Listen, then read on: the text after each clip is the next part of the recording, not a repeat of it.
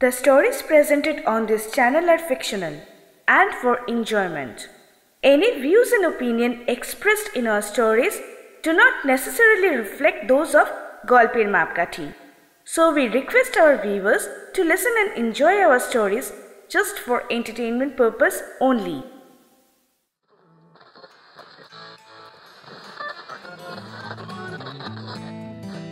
আপনারা শুনছেন গল্পের মাপকাঠি ইউটিউব চ্যানেল।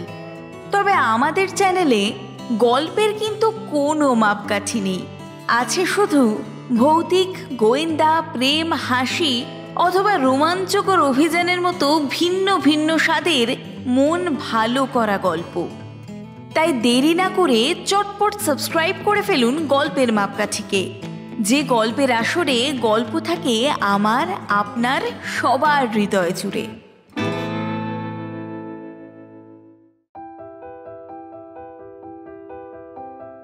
হারিয়ে যাওয়ার অতীতকে আরও একবার ফিরে পাওয়ার ইচ্ছেটা মানুষের চিরন্তর।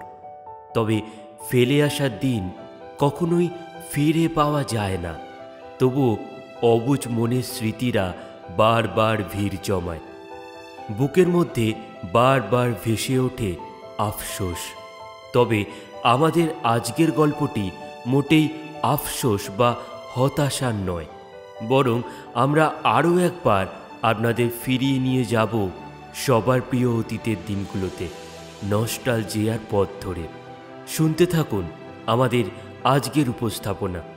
লেখক অনিকেত মাইতির গল্প নবচেতন।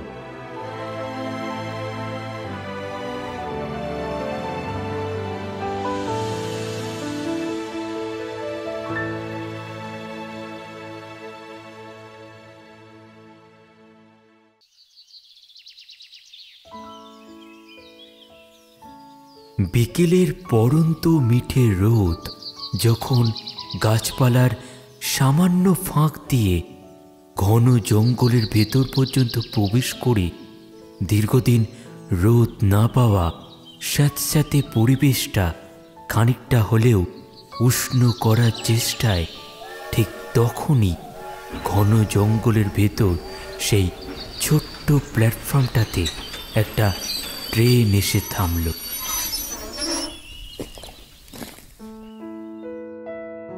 ট্রেন থেকে নামলো, বা বলা ভালো নামলেন, এক মাঝবয়সী লোক। অবশ্য লোকটিকে দেখে কারোর বোঝার সাধ্য নেই যে লোকটি 60-এ পা দিয়েছেন। লোকটা নামার সাথে সাথে হন্তদন্ত হয়ে ট্রেনের দরজার সামনে রাখা একটা টিনের বাক্স এবং একটা পুঁটুলি নামিয়ে স্টেশনে রাখলেন। রাখতে না রাখতেই ট্রেনটা স্টেশন থেকে ছেড়ে দিল। ট্রেনের গতি বাড়ার সঙ্গে সঙ্গে লোকটি তাড়াতাড়ি ব্যস্ত হয়ে পিছিয়ে গেল এবং পিছুতে গিয়ে একটা পাথরে হোঁচট খেয়ে ধপাস করে পড়ে গেলেন। ট্রেন চলে যাওয়ার সাথে সাথে লোকটি উঠে দাঁড়ালেন এবং নিজের পুঁটুলি আর টিনের বাক্স সামলে নিয়ে স্টেশন থেকে বেরোবার উপক্রম করলেন। লোকটির নাম সিংহ রায়। যদি আপনি ভেবে থাকেন লোকটি খুব সাহসী প্রকৃতির, তাহলে একেবারেই ভুল ভাবছেন।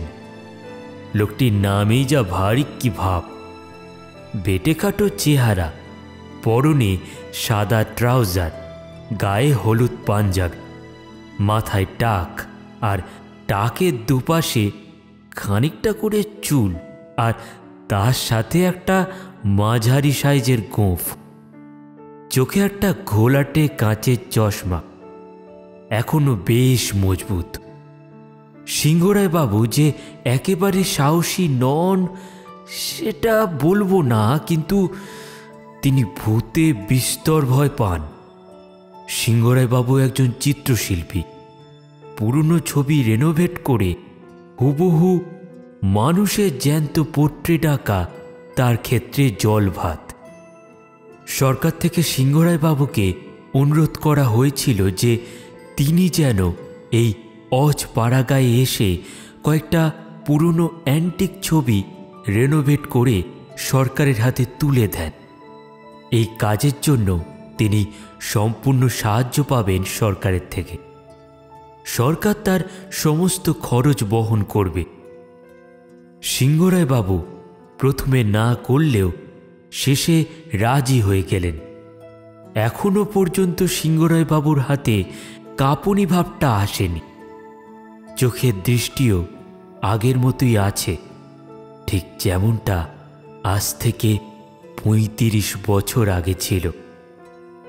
সরকার থেকে সিংহরায় বাবুর বাড়িতে লোক এসে তাকে আশ্বাস দিয়ে গিয়েছে যে কাজের পরিবেশ সিংহরায় বাবুর ভালোই লাগবে এবং এই কাজটাই তার শেষ কাজ। অর্থাৎ এরপর সরকার থেকে আর কোনো চাপ দেওয়া হবে না সিংহরায় বাবুকে। যদি তিনি নিজের থেকে কোনো পেন্টিং করতে চান তা আলাদা কথা। সিংহরায় বাবু এদিক সেদিক একা একা ঘুরতে পছন্দ করেন। সবসময় স্ত্রীর প্যান পেনানি ঘ্যান ঘেনানি কারোরই বা শুনতে ভালো লাগে। বেশিরভাগ সময় সিংহরায় বাবুকে বাড়িতে বসেই কাটাতে হয়, তাই উঠতে বসতে তার স্ত্রীর কথাও শুনতে হয়। একটু খুঁত দেখতে পেলেই স্ত্রীর কাছে কথা শুনতে হতো। একঘেয়ে জীবন কারোই বা বেশি ভালো লাগে। কাজেই এই কাজটা হাতে পাওয়ার পর আর না করতে পারলেন না। বিদেশ ঘোরাও হবে আর স্ত্রীর থেকে কয়েকদিনের জন্য রেহাইও পাওয়া যাবে। প্ল্যাটফর্ম থেকে নেমে একটা সরু পায়ে হাঁটা পথ চলে গিয়েছে। প্ল্যাটফর্মে আর কাউকে দেখতে না পেয়ে তিনি অপেক্ষা না করে পায়ে হাঁটা পথ ধরলেন। যদিও সিংহরায় বাবু জানেন একজনের আসার কথা আছে তাকে পথ দেখিয়ে নিয়ে যাবার জন্য। তিনি ভাবলেন, একটাই তো পায়ে হাঁটা পথ, ও রাস্তায় দেখা হলে তারপর নয় একসাথে যাওয়া যাবে। গ্রামটির নাম স্বর্গ। খুব একটা বড় গ্রাম নয়। প্ল্যাটফর্ম থেকে নেমে হাঁটতে আরম্ভ করলেন বীরসিংহবাবু। সূর্য অস্ত চলে গিয়েছে, কিন্তু এখনো সন্ধে হয়নি। বেশ একটা মিঠে পরিবেশ। বীরসিংহবাবু শুনতে পেলেন পাখির কলরব। তারা যে যার কাজ সেরে বাড়ি ফিরছে। ইতিমধ্যে কয়েকটা ঘরে পিদিম জ্বালিয়ে সন্ধ্যা আরতি শুরু হয়েছে। বেশ কিছু দূর এগোনোর পর তিনি দেখলেন রাস্তার পাশে একটা বড় মাঠ, আর সেই মাঠে ছোট ছোট বাচ্চারা ফুটবল খেলছে। বীরসিংহবাবু বেশ ভালো লাগে এইসব দেখে। তার নিজের বাড়ি, নিজের ছোটবেলার কথা মনে পড়ে যায়। শেষ কবে ফুটবলে পা দিয়েছেন বীরসিংহবাবু? প্রায় 30 থেকে 35 বছর তো হবেই। হঠাৎ তিনি খেয়াল করলেন একটা ফুটবল তার পায়ের কাছে এসে ঠেকেছে। একটা ছেলে চেঁচিয়ে বলল, কাকু, ও কাকু, বলটা একটু দিন না। বীরসিংহবাবু ছেলেটির দিকে তাক করে শট মারলেন। এই বয়সেও শটের জোর আগের মতোই আছে। হঠাৎ তিনি শুনতে পেলেন কোনো এক মা তার ছেলেকে ঘরে ফেরার জন্য ডাকছেন। খোকা, সন্ধে হলো তো, বাড়িতে এসে পড়তে বসো বাবা। মনের মধ্যে একটা তৃপ্তি অনুভব করলেন বীরসিংহবাবু। এই গ্রাম সত্যি স্বর্গ। কতদিন তিনি তার মা বাবাকে দেখেননি, কত বছর, কত মাস। এক ধাক্কায় সব শেষ। মাঠে ছোট ছোট ছেলেদের মধ্যে যেন নিজেকেও দেখতে পেলেন বীরসিংহবাবু। কোনো এক সময় তিনিও থাকতেন এই গ্রামে। এই মাঠে খেলেছেন বহুবার। এই গ্রাম তার চেনা। তিনি এই গ্রামেরই মানুষ।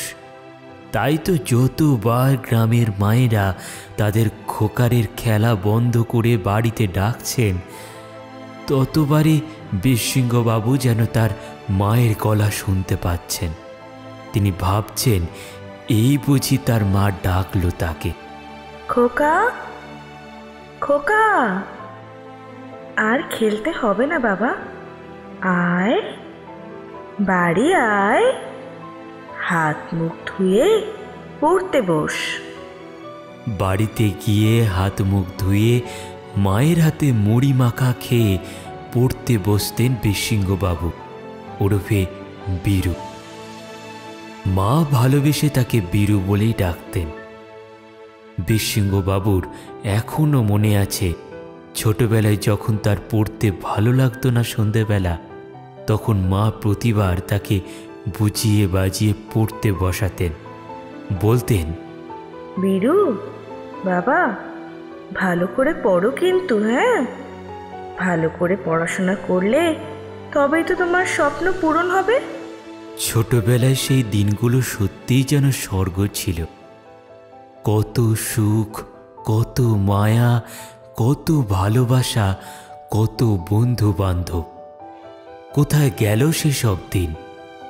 অনেকবার বীরসিংহবাবুর মনে হয়েছে, যদি কোনো উপায় থাকতো অতীতে ভ্রমণ করবার, তাহলে তিনি আবার তার ছোটবেলায় ফিরে যেতেন। কোথায় সেই সোনায় বাঁধানো দিনগুলো, আর কোথায় আজ?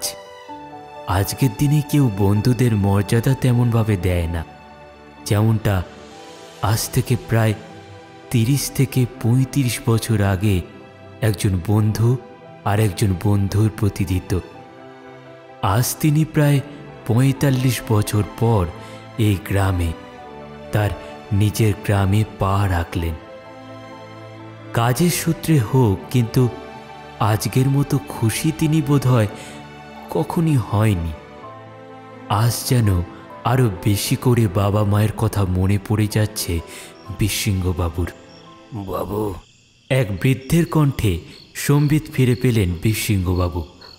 এতক্ষণে সন্ধে হয়ে গেছে, রাস্তায় স্ট্রিট লাইট জ্বলে গেছে। বীরসিংহবাবু মাঠের দিক থেকে ফিরে সামনের দিকে তাকালেন। তার চোখ ঝাপসা হয়ে এলো। চশমাটা খুলতেই বুঝতে পারলেন ব্যাপারটা।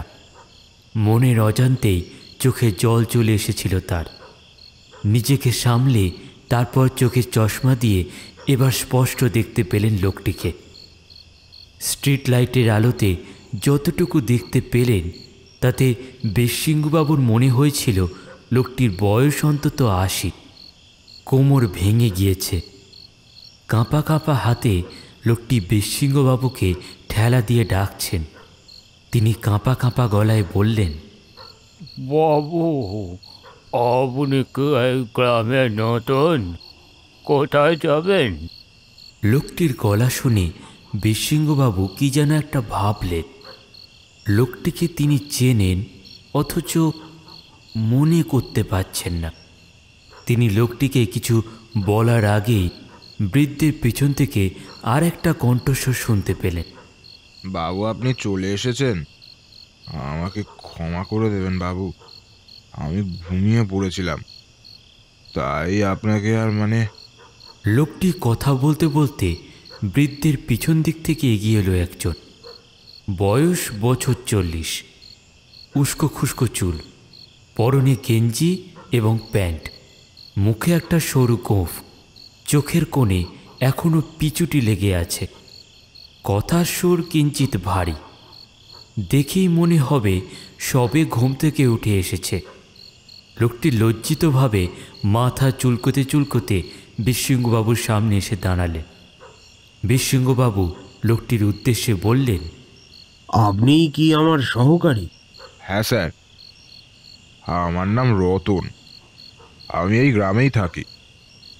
আমি আপনার কেয়ারটেকার কাম সহকারী। আর স্যার, আপনি আমাকে আর আপনি বলে লজ্জা দেবেন না স্যার। আপনি কি সেই চিত্রশিল্পী যার আসার কথা ছিল? আগে হ্যাঁ। গলাটা খুব চেনা চেনা লাগছে বীরসিংহবাবুর, কিন্তু কিছুতেই মনে করতে পারছেন না তিনি। যেন খুব কাছের একজন, কিন্তু তাও খুব আলোর জন্যই হোক বা বেশি বয়সের জন্যই হোক, তিনি বৃদ্ধ লোকটিকে চিনতে পারলেন না। বৃদ্ধ লোকটি একটু কেশে নিয়ে তারপর রতনের উদ্দেশ্যে বললেন,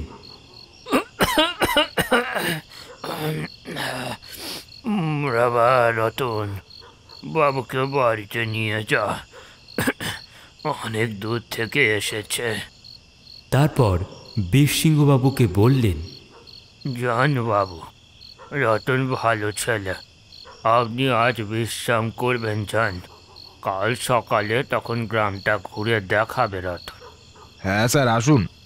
আপনি এত দূর থেকে এসেছেন, তারপর নতুন জায়গা, এখন আর এই মাঠের পাশে দাঁড়িয়ে থাকবেন না স্যার। কাল সকালে গোটা গ্রাম ঘুরিয়ে দেখাবো আপনাকে। চলি দাদু। এই বলে রতন বীরসিংহবাবুকে নিয়ে বাড়ির দিকে এগোলো। বাড়ি বলতে বীরসিংহবাবু এখানে যে কটা দিন থাকবেন এবং কাজ করবেন। বীরসিংহবাবু যে কাজের জন্য এসেছেন সেটা হলো একজন বিখ্যাত চিত্রশিল্পীর পুরনো ছবি নতুন করে গড়ে তোলা।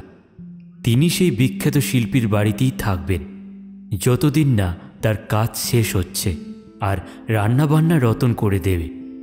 রতন বলল বটে যে এটা বীরসিংহবাবুর জন্য নতুন জায়গা, কিন্তু সে বোধহয় এটা জানে না যে তিনি এই গ্রামেরই সন্তান। এই গ্রাম তার নখো দর্পণে। সত্যি বলতে আজ সকাল অবধি বীরসিংহবাবু নিজেই জানতেন না যে তিনি কোথায় বদলি হচ্ছেন। ঠিক যখন তিনি তার বাড়ির সিঁড়ি দিয়ে নিচে নেমে এলেন একটু বাজার থেকে টাটকা ইলিশ কিনে আনবেন বলে, তখনই একজন পোস্টম্যান তার হাতে একটা চিঠি গুজে দিয়ে চলে গেল। চিঠিটা খুলে পড়তে গিয়ে প্রথমে একটু ভ্যাবাচ্যাকা খেয়ে গিয়েছিলেন বীরসিংহবাবু, কারণ চিঠির প্রথমেই লেখা ছিল, সরকার হইতে আপনাকে জানানো হইতেছে যে আপনার কার্যসিদ্ধি করিবার জন্য আপনাকে আজই এখনই স্বর্গের উদ্দেশ্যে পাড়ি দিতে হইবে। কিছুক্ষণ কিংকর্তব্য বিমূঢ় হয়ে দাঁড়িয়ে থাকার পর বাকি চিঠিখানা পড়ার পর পুরো বিষয়টা বুঝতে পারলেন তিনি। বীরসিংহবাবুকে প্রথম প্রদর্শন করাতে করাতে রতন বলল, স্যার, আপনি যে বাড়িতে কাজ করবেন সেখানে হয়তো আপনার থাকবার একটু অসুবিধে হতে পারে। কেন বলো তো ভাই? না, অন্য কিছু নয়, আমি যতটুকু আমার বাবার মুখে শুনেছি ততটাই আপনাকে বলছি। সে আজ থেকে প্রায় ৪৫ বছর আগেকার কথা। এই গ্রামে ওই ঘরটিকে ঘিরে একটা বাজে দুর্ঘটনা ঘটে গিয়েছিল। ওনার নাম ছিল রসিকান্ত রায়। রসিকান্ত বাবুর একটিমাত্র ছেলে ছিল, তার নাম রমাকান্ত। রসিকান্ত বাবু খুব নাম করা একজন শিল্পী ছিলেন। যাই আঁকতেন তাই মনে হতো যেন জীবন্ত। বড় ভালো মানুষ ছিলেন তিনি। এই গ্রামের একমাত্র গর্ব ছিলেন তিনি। তো যাই হোক, একদিন কালী পুজোর দিন বিকেলের দিকে রমাকান্তের মা তাদের ঘরের ছাদে রোদ দিচ্ছিলেন। ঘরে ছিলেন রমাকান্তের মা এবং বাবা। রমাকান্ত ঘরে ছিল না। হঠাৎ একটা বারুদে ভরা হাওয়ায় জাহাজ উড়ে এসে পড়ল তাদের ছাদে। মুহূর্তের মধ্যে সারিতে আগুন লাগে এবং পুরো ঘরটায় দাউ দাউ করে জ্বলতে থাকে। রসিকান্ত বাবু আর তার স্ত্রীকে নিয়ে ঘরের বাইরে বেরিয়ে আসার সুযোগটাই পেলেন না। ঘরের ভেতরেই দুজন পুড়ে মারা গেলেন। সেদিন থেকে রমাকান্তকে কেউ আর ওই গ্রামে দেখতে পায়নি। গ্রামের লোকেরা এও বলা বলি করছিল যে রমাকান্তই নাকি তার বাবা মাকে আগুনে পুড়িয়ে মেরে পালিয়েছে। যদিও রমাকান্ত খুব শান্ত ছেলে, তবুও পুলিশের ওই ধারণা একই দিকে যাচ্ছে। অদ্ভুতভাবে ঘরের সবকিছু পুড়ে ছাই হয়ে যাওয়া সত্ত্বেও একটা অসমাপ্ত পেইন্টিং সম্পূর্ণ অক্ষত ছিল। পুলিশের ধারণা যে সেটা রসিকান্ত বাবুর একটা ফ্যামিলি পোর্ট্রেট, কিন্তু সেটা অসম্পূর্ণই রয়ে গেছে। আপনার কাজ হলো সেই অসম্পূর্ণ পোর্ট্রেটটাকে সম্পূর্ণ করা। একসঙ্গে এত কথা বলার পর একটু দম নিল রতন। তারপর বলল, এর আগেও ২-৩ জন শিল্পীদের ডাকা হয়েছিল, কিন্তু কোনো এক রহস্যময় কারণে কেউই কাজটি সম্পূর্ণ করতে পারেনি। সবাই প্রথমে সাহস দেখিয়ে কাজটা নিয়েছিল, কিন্তু মাঝপথে তারা কাজটা সম্পূর্ণ না হতে পেরেই পালিয়েছে। বলতে বলতে তারা দুজনে তাদের গন্তব্যস্থলে পৌঁছে গেল। রতন ঠিকই বলেছিল, স্ট্রিট লাইটের আলোতে বাইরে থেকে ঘরটিকে সত্যি একটা পৌর বাড়ি বলে মনে হচ্ছে। রতন বিশৃঙ্গবাবুর দিকে ঘুরে বললেন, স্যার, আমরা চলে এসেছি। বাইরে থেকে দেখে এরকম মনে হলেও ভেতরের দিকে আমরা মেরামত করে দিয়েছি। একটু হয়তো থাকার অসুবিধে হতে পারে, কিন্তু খাওয়া দাওয়ার কোনো অসুবিধে হবে না। আমার বউ স্যার আপনার জন্য রান্না করে দেবে রোজ। আপনি কি খাবেন শুধু একবার বলে দেবেন। বিশৃঙ্গবাবু শুধু মাথা নাড়লেন, কোনো কথা বললেন না। রতন ঘরে ঢুকে আলো জ্বালিয়ে দিল। বিশৃঙ্গবাবু তার পিছনে পিছনে ঢুকলেন। ঘরের চারপাশটা একবার চোখ বোলালেন। ঘরটা যে আগুনে পুড়ে গিয়েছিল সেটা ঘরের ভেতরে থাকলেও বোঝা যাবে, কারণ দেওয়ালে চুনকাম করা হলেও কিছু চিহ্ন এখনো রয়েছে। বিশৃঙ্গবাবু ছাদের দিকে তাকালেন। একসময় এই ছাদ টালি আর খড়ের ছিল। বাড়িটা আগুনে পুড়ে যাওয়ার পর বোধহয় সরকার থেকেই ছাদটা ঢালাই করে দেওয়া হয়েছে। বাড়ির ভেতর আসবাব তেমন কিছু নেই। জানলার পাশে একটা খাট, খাটের পাশে একটা চৌকো করা কাঠের টেবিল, আর টেবিলের উপর রাখা সেই অসমাপ্ত পোর্ট্রেট। বিশৃঙ্গবাবু টেবিল থেকে পোর্ট্রেটটা হাতে তুলে নিলেন। পোর্ট্রেটটা একটা ফ্যামিলি পোর্ট্রেট, বাবা মা আর সম্ভবত তাদের ছোট্ট ছেলে। পোর্ট্রেটটা পায়ের দিক থেকে আঁকা হয়েছে, শুধু মুখগুলো পুরোপুরি আঁকা বাকি। রতন এতক্ষণে রান্নাঘরে খাবারের ব্যবস্থা করছিল। তার কাজ শেষ হতে সে এসে দেখে তার মালিক পোর্ট্রেটটা হাতে নিয়ে দাঁড়িয়ে আছে। রতনের ডাকে বিশৃঙ্গবাবুর হুঁশ ফিরল। স্যার, ও স্যার, বলছিলাম হাত পা ধুয়ে আসুন, খাবার তৈরি। আজ একটু কষ্ট করে সবজি ভাত খেয়ে নিন, কাল থেকে আপনি যা বলবেন তাই রান্না হবে। বিশৃঙ্গবাবু যেন রতনের কথা শোনেননি, উল্টে তিনি একটা প্রশ্ন করে বসলেন। আচ্ছা, এই পোর্ট্রেটটা কার? ওই যে বলেছিলাম না, রসিকান্ত বাবু। আপনি ওনার নাম শুনেছেন তো? চিনি, উনি আমার বিশেষ পরিচিত। বাহ, তাহলে তো আপনার কাজ করতে কোনো অসুবিধা হবে বলে মনে হয় না। যাই হোক, এখন আপনি খেয়ে নেবেন। চলুন তো স্যার, সকাল থেকে তেমন কিছু খাওয়া হয়নি আপনার। তাড়াতাড়ি আসুন স্যার। বেশ ঘরোয়া রান্না, ডাল, সবজি আর ভাত। বিশৃঙ্গবাবুর খিদেও পেয়েছিল জোরে। রতন আর বিশৃঙ্গবাবু একসঙ্গে খেতে বসলেন। বিশৃঙ্গবাবু এতটাই গোগ্রাসে খাচ্ছিলেন যে একসময় তিনি বিষম খেলেন। বিষমের চোটে মুখের ভাত নাকে মাথায় চলে আসে আর কি। হঠাৎ টের পেলেন কেউ তার মাথায় হাত বুলিয়ে দিচ্ছে, তাকে জল খাইয়ে দিচ্ছে, তাকে বলছে, আরে আস্তে আস্তে বিরু, বিষম খেলি তো বাবা, কি দরকার বলতো এরকম একসঙ্গে খাবার? নে নে বাচ্চা আমার, জল খা। আরে এ যে মায়ের গলা। চমকে গিয়ে বিশৃঙ্গবাবু সামনের দিকে তাকালেন। না, কেউ নেই। তাহলে কি তিনি ভুল শুনছেন? স্যার, আপনি ঠিক আছেন? কি জোর বিষমটাই না খেলেন আপনি। এখন ঠিক আছেন তো? হুঁশ ফিরল রতনের ডাকে। বিশৃঙ্গবাবু শুধু মাথা নাড়লেন। সবই কি তার মনের ভুল নাকি? খাওয়া দাওয়ার পর রতনকে বিশৃঙ্গবাবু বাড়ি চলে যেতে বলে এবং পরের দিন সকালে আবার চলে আসতে বলে নিজের কাজে বসলেন। পোর্ট্রেটটার দিকে তাকিয়ে রইলেন বিশৃঙ্গবাবু। চোখে নিমিষের মধ্যে জল চলে এলো।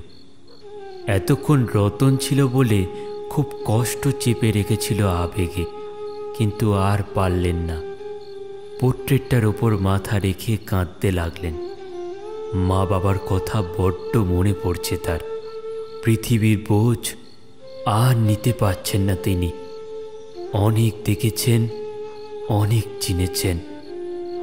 মুহূর্তে মুহূর্তে গিরগিটির মতন রং পাল্টায় মানুষ। বীরসিংহবাবুর মনে হয়েছে পৃথিবীটা একটা রঙিন গোলক, আর যার মধ্যে নানা ধরনের গিরগিটির বাস। মা বাবাকে তার দেখতে ইচ্ছা করছে। বীরসিংহবাবু যেন একটা চাপা কষ্ট অনুভব করলেন তার বুকের মধ্যে। আজও সেই দিনের কথা মনে আছে বীরসিংহবাবুর, ওরফে রমাকান্ত রায়ের। কালী পুজোর সেই সন্ধেবেলা রমাকান্ত তার বন্ধুদের নিয়ে হাওয়াই বাজি ফাটানোর উপক্রম করছিলেন। আকাশের দিকে তাক করেই হাওয়াইটা লাগানো হয়েছিল। রমাকান্তের হাতে একটা ফুলঝুরি ছিল। রকেটের আগুনটা সেই লাগায়, কিন্তু রকেটটা আকাশে ওঠার পরই হঠাৎ দিক পরিবর্তন করল। তারা চার বন্ধু ছুটতে লাগলো রকেটের উদ্দেশ্যে। ইতিমধ্যে রকেটটা উঠে এসে পড়ল তাদেরই ছাদে এবং সঙ্গে সঙ্গে একটা বিস্ফোরণ হলো। যতক্ষণে রমাকান্ত তার ঘরের সামনে পৌঁছলো ততক্ষণে সে দেখল তার ঘর তারই সামনে আগুনের লেলিহান শিখার মধ্যে আস্তে আস্তে ডুবে যাচ্ছে। বাড়ির ভেতর থেকে মা বাবার সেই আর্তনাদ এখনো মাঝে মাঝে কানে বেজে ওঠে। নিজের চোখের সামনে মা বাবাকে পুড়ে মরতে দেখেও কিচ্ছু করতে পারল না, আর সেখানেই রইল আফসোস। রমাকান্ত চেয়েছিল যে সে নিজে আগুনে ঝাঁপ দেবে, ঝাঁপ দিতেও গিয়েছিল, কিন্তু তাকে আটকালো তাদেরই পাড়ার সব থেকে বয়স্ক মানুষটা, রামু কাকা। এদিকে রমাকান্তের বন্ধুরা গ্রামে রটিয়ে দিল যে রমাকান্তই তার পরিবারকে পুড়িয়ে মেরেছে। প্রমাণ ছিল, 3 জোড়া চোখ দেখেছিল রমাকান্ত যেই রকেটে আগুন ধরেছিল সেই রকেটটাই এমন বিস্ফোরণ ঘটিয়েছে। তার বন্ধুদের সকলেই জানত যে রমাকান্ত ইচ্ছা করে কিছুই করেনি, ওই বাজিটাই খারাপ ছিল, কিন্তু কেউ কিচ্ছুটি বলল না। ধীরে ধীরে গোটা গ্রাম রমাকান্তর বিরুদ্ধে চলে গেল, একমাত্র রামু কাকা ছাড়া। একমাত্র তিনি রমাকান্তের ফরে ছিলেন। তিনি আসল সত্যিটা বুঝতে পেরে গিয়েছিলেন। সেদিন রাত্রে রামু কাকা রমাকান্তকে গ্রাম থেকে তার এক বন্ধুর বাড়ি পালিয়ে যেতে সাহায্য করলেন। বাবার নাম রাখতে সেও চিত্রশিল্পের পথ ধরল। সমাজের কাছে রমাকান্ত নিখোঁজ হয়ে রইল, আর হয়ে উঠল বীরসিংহ। আজ আসার সময় সেই বৃদ্ধটা যে রামু কাকাই ছিল সেটা এতক্ষণে বুঝতে পারল রমাকান্ত। মা বাবার কথা বড্ড মনে পড়ছে রমাকান্তে। এমন সময় রমাকান্ত শুনতে পেল কে যেন বলছে, আমি জানি তো তুই কিচ্ছু করিসনি, কিন্তু কি করবি আর বল? পৃথিবীটাই এত নিষ্ঠুর। না, আর কাঁদিস না বীরু। দেখ দেখ, আমরা চলে এসেছি। তোর জন্যই তো এতদিন এই ঘর আমরা আগলে রেখেছি। হঠাৎ রমাকান্ত ধরফড়িয়ে উঠল। কথাগুলো টেবিলের উপর থেকে আসছে মনে হলো। রমাকান্ত চোখ মুছে চশমা পরে ছবির দিকে তাকালো। আরে, ছবিতে যে মা বাবার মুখ স্পষ্ট ফুটে উঠেছে, ঠিক যেন জ্যান্ত। কিন্তু রমাকান্ত তো এখনো কাজ শুরু করেনি। তাহলে হঠাৎ চোখের সামনে সবকিছু ঝাপসা দেখতে আরম্ভ করল বীরসিংহবাবু। শরীরটা হঠাৎ করেই খারাপ হতে লাগলো, মাথা ঘুরছে, চোখের সামনে সবকিছুই ঝাপসা হয়ে গেল। পুরোপুরি জ্ঞান হারানোর আগে শুধু সকালে সেই চিঠিটার একটা লাইন হঠাৎ মনে পড়ল, আপনার কার্যসিদ্ধি করিবার জন্য আপনাকে আজই এখনই স্বর্গের উদ্দেশ্যে পাড়ি দিতে হইবে। রমাকান্তের যখন জ্ঞান ফিরল তখন নিজেকে অনেকটা হালকা মনে হলো। চোখ মেলে চাইতেই যেন এক স্বর্গ সুখ ফিরে পেল রমাকান্ত। বুকের মধ্যে যে চাপটা ছিল সেটা যেন নিমিষের মধ্যে হালকা হয়ে গেল। রমাকান্ত উঠে দাঁড়ালো। কে যেন তার দুটো হাত দুদিক থেকে ধরেছে। আরে এই যে মা বাবা, এই কি করে সম্ভব? খানিক পরে রমাকান্ত বুঝতে পারল তার হাঁটুর ব্যথাটা আর নেই। নিজের পায়ের দিকে তাকিয়ে আবার চমকে যাওয়ার পালা। এ কি, সে যেন তার ছোটবেলায় ফিরে গেছে। পরনে হাফ প্যান্ট আর হাফ হাতা গেঞ্জি। রমাকান্ত কি স্বপ্ন দেখছে? এরকম ছবি তো সে তার পোর্ট্রেটে আঁকবে বলে ঠিক করেছিল।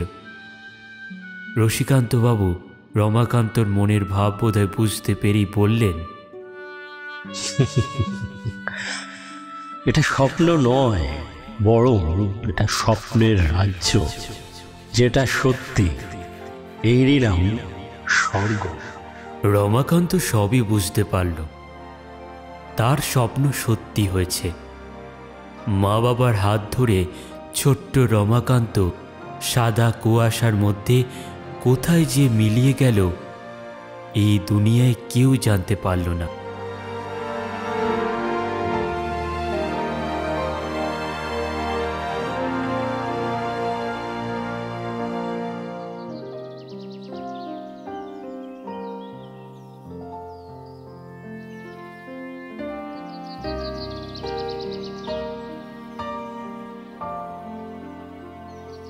সকাল 11টা পর্যন্ত বীরসিংহবাবুর কোনো সাড়া না পেয়ে গ্রামের লোকজন ডেকে নিয়ে রতন দরজা ভাঙল।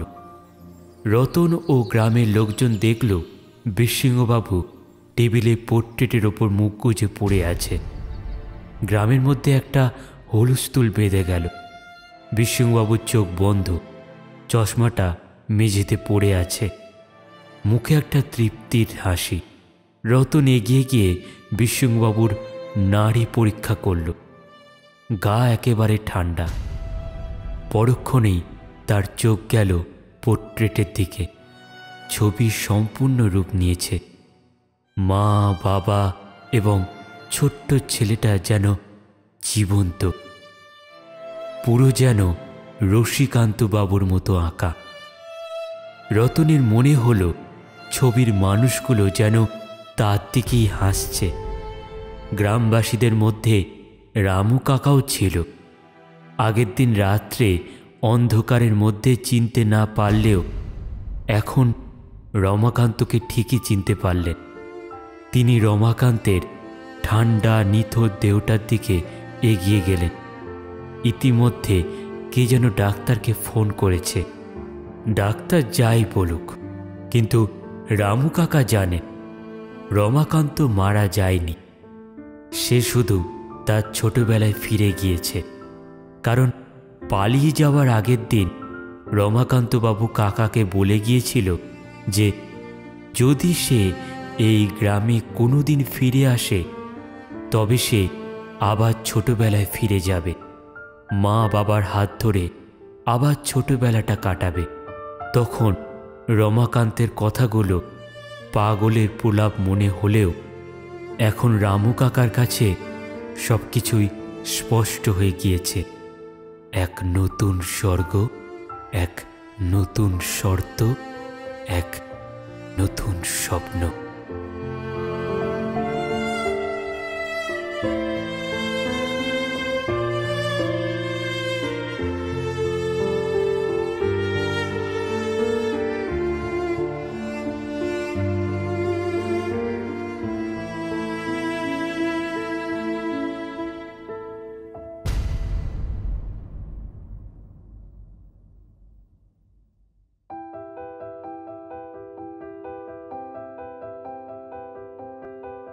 এতক্ষণ শুনছিলেন আমাদের আজকের উপস্থাপনা। লেখক অনিকেত মাইতির গল্প নবচেতন। আমাদের আজকের গল্পে বিভিন্ন চরিত্রে ছিলেন চিঞ্জিত, অপূর্ব, নবনীতা, সৃষ্টি, সৌম্যদীপ ও পার্থ। স্ক্রিপ্টিংয়ে সৌভিক ও সমগ্র পর্ব পরিচালনায় আমি তিতাম। আমাদের আজকের গল্প আপনাদের কেমন লাগলো তা কমেন্ট করে জানান। ভালো লাগলে লাইক ও শেয়ার করতে ভুলবেন না। আর সব শেষে একটাই অনুরোধ, সাবস্ক্রাইব করে সাপোর্ট করুন আমাদের চ্যানেল গল্পের মাপকাঠিকে। আপাতত এই বছরের মতো এই আমাদের শেষ সাক্ষাৎ। আগামী বছরে আরও নতুন নতুন উপস্থাপনা নিয়ে হাজির হব আমরা। ততদিন সবাই ভালো থাকুন, সুস্থ থাকুন। শুভরাত্রি।